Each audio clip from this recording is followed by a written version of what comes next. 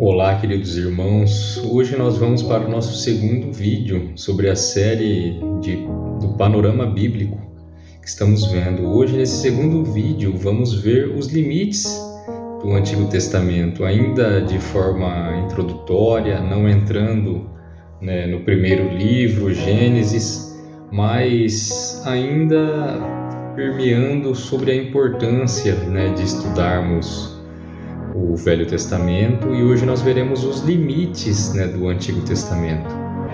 Pois se é a quantidade que vale, os católicos estão de parabéns, porque o nosso Antigo Testamento contém somente 39 livros, e deles contam com 46 livros.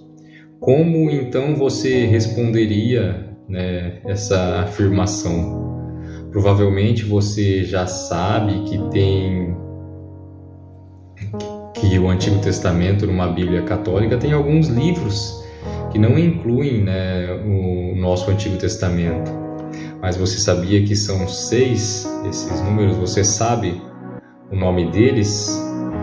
Eles são os livros de Sabedoria, Eclesiástico, não confunda com Eclesiastes, Baruque, Tobias, Judite e 1 Macabeus e 2 Macabeus, além de alguns acréscimos nos livros de Esther e Daniel.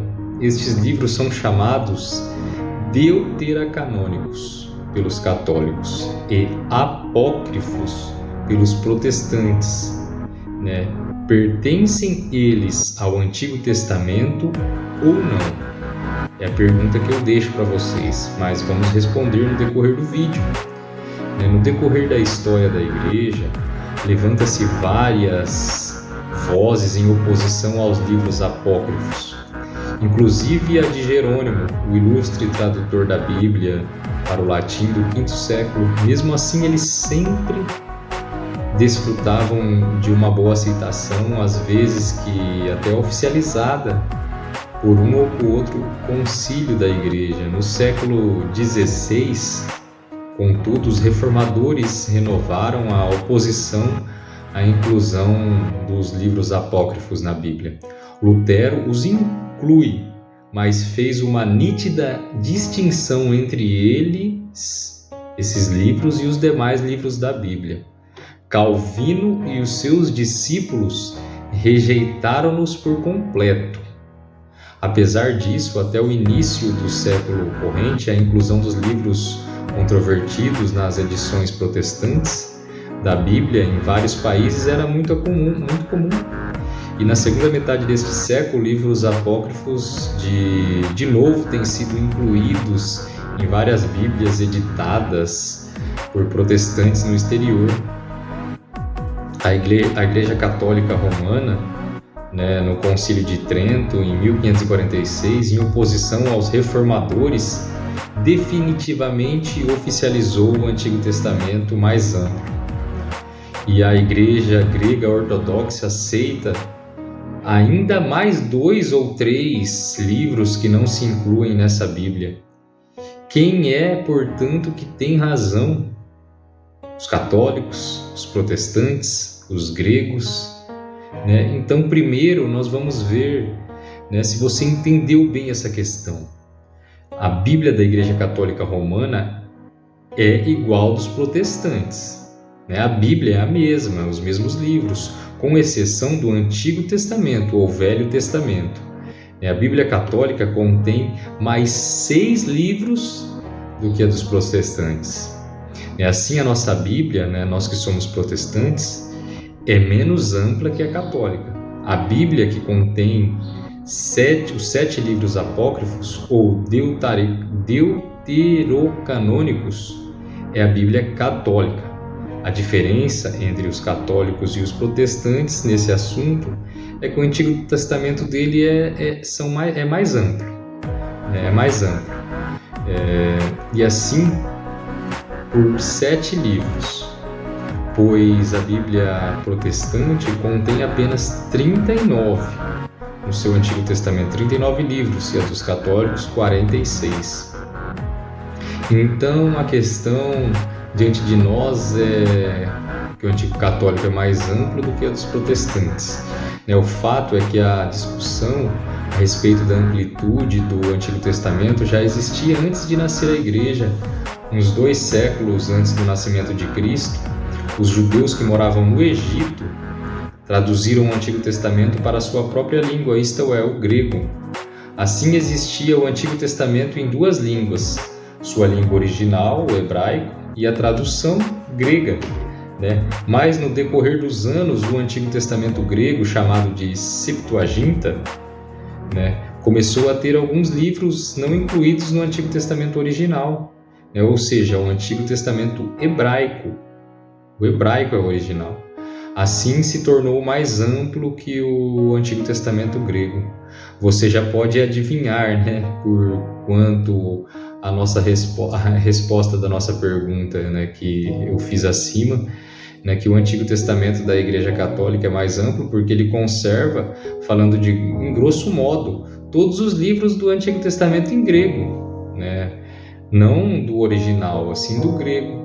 De maneira semelhante, o nosso Antigo Testamento tem apenas 39 livros, porque as igrejas protestantes seguem nesse assunto o Antigo Testamento hebraico, original. Quanto ao Antigo Testamento, a diferença principal então, entre os católicos e os protestantes é que eles reconhecem o Antigo Testamento mais amplo daqueles que não estão nas Bíblias protestantes. Então eles conservam os livros do Antigo Testamento em grego, enquanto nós reconhecemos somente o Antigo Testamento hebraico, o original. Mas não é o caso da Bíblia missionária da Igreja primitiva, foi a Bíblia grega, Alguns podem levantar essa questão.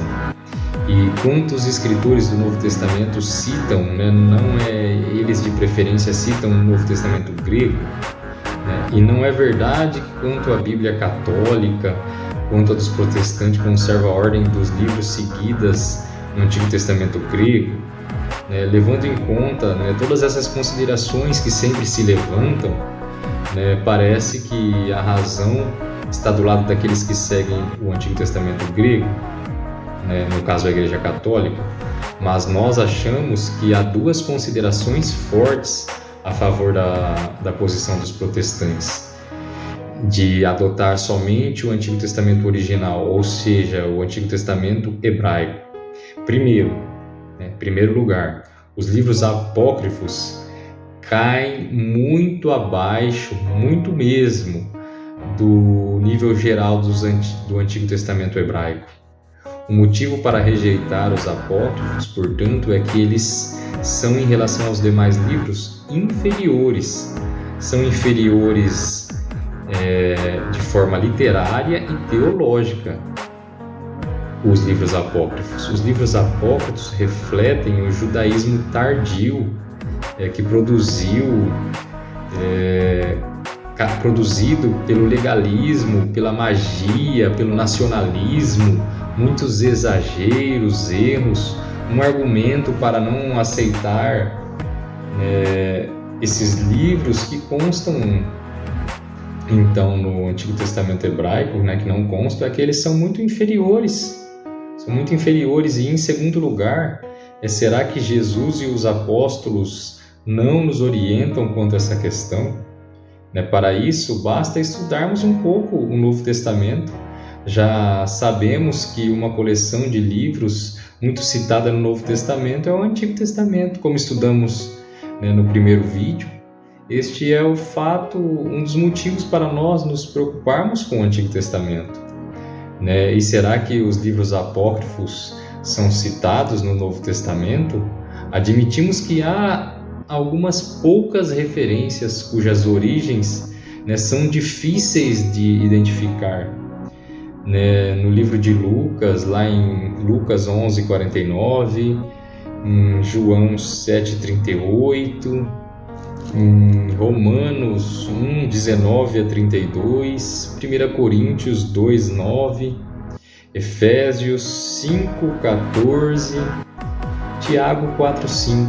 Mas mesmo supondo que há um caso ou outro, uma alusão a um escrito que não está no Antigo Testamento hebraico, nem sempre é possível estabelecer que os autores do Novo Testamento consideram tal escrito pertencente às Sagradas Escrituras. Não é porque ele citou, quer dizer que ele reconhece que pertence às Sagradas Escrituras. Não é fácil comprovar que um ou outro escrito apócrifo foi considerado como parte das Escrituras Sagradas pelos autores do Novo Testamento. Talvez em Judas 14:15 tenhamos uma única citação de um livro judaico que não faz parte do Antigo Testamento hebraico, onde cita expressamente o livro de Enoque.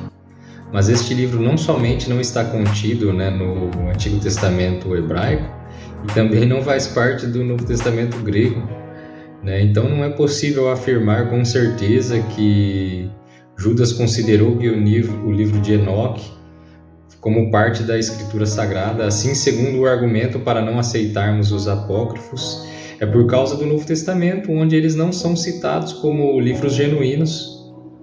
Portanto, há dois motivos para não incluirmos os livros apócrifos em nossa Bíblia.